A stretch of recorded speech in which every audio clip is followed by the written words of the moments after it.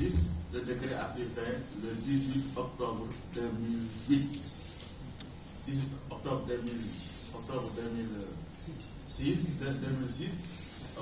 Le décret a pris fin le 18 octobre 2008. Alors, depuis cette date, il n'y a plus possibilité pour un enseignant, malgré le fait qu'il ait le diplôme avant 35 ans, de redevenir fonctionnaire. Et nous avons demandé à ce que ce décret puisse connaître une modification. Parce qu'il y en a certains qui ont été intégrés avant 35 ans, mais qui avaient validé. Ça également, c'est la faute de l'État, parce que c'est la fonction publique qui avait poussé les gens à leur dire maintenant, si vous voulez valider. Ils sont validés, et quand ils sont validés, l'État dit non, on ne peut pas revenir en arrière parce que vous avez déjà validé. Il est comme ces gens qui ont déjà validé, alors que leur diplôme date de l'âge où il n'y avait pas 35 ans, on va les reprendre dans la catégorie des fonctionnaires par rapport à la cotisation sociale. Et donc tout ceci avait été déjà réglé, ok, pour notre séjour à Sali.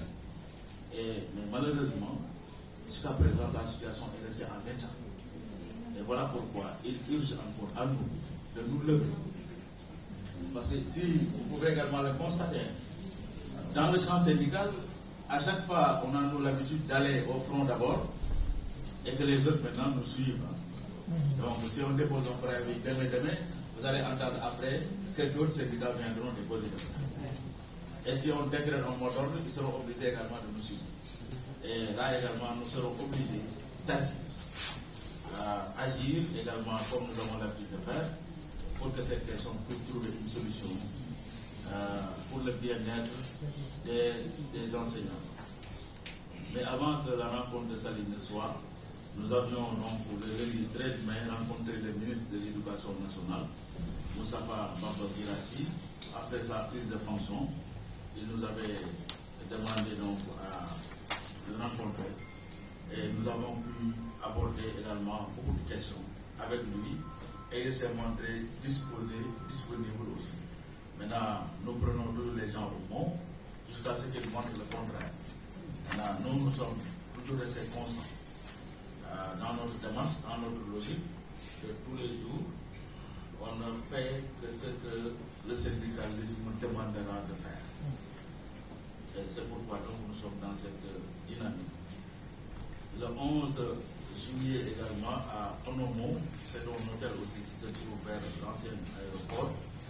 Nous avons aussi été là-bas dans le cadre d'un atelier organisé par le CRES. Le CRES, c'est le Consortium pour la recherche économique et sociale. C'est une institution que dirige le professeur Abdoulaye Diagne et qui s'active en termes d'argent sur les DTS. Les DTS, c'est ce qu'on appelle les droits de tirage spéciaux. Vous savez, il y a la Banque mondiale, il y a le Fonds monétaire international, il y a également la BAD. Ces institutions interviennent pour aider les États en développement en leur dotant souvent des ressources additionnelles pour leur permettre de fonctionner. Et de ce point de vue également, les DTS sont là, souvent et qui permettent effectivement aux États de surfer et d'avoir un crédit là-bas et également de fonctionner. Mais c'est un crédit aussi qui est remboursable, comme le crédit de la Banque mondiale ou le crédit du Fonds monétaire international. Ensuite également, nous avons été aussi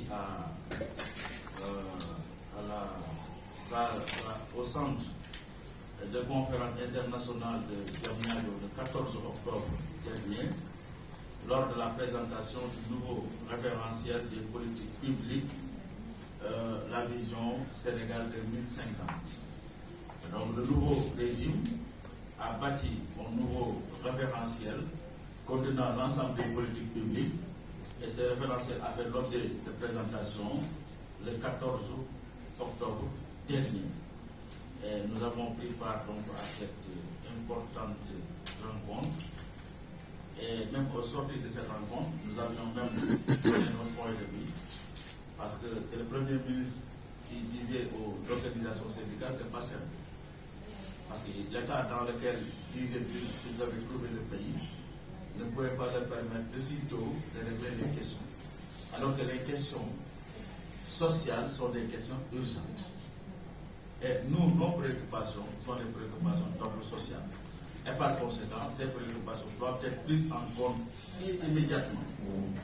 Mais si nous avons patienté, parce qu'en prenant le pouvoir, il n'y avait pas encore de programme.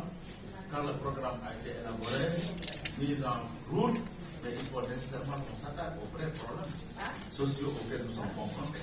Et si on nous demande encore de patienter, jusqu'à quand cette patience-là, parce que dit que notre patience a atteint déjà ses limites. Nous vous avons suffisamment accompagné, nous vous avons suffisamment permis d'élaborer.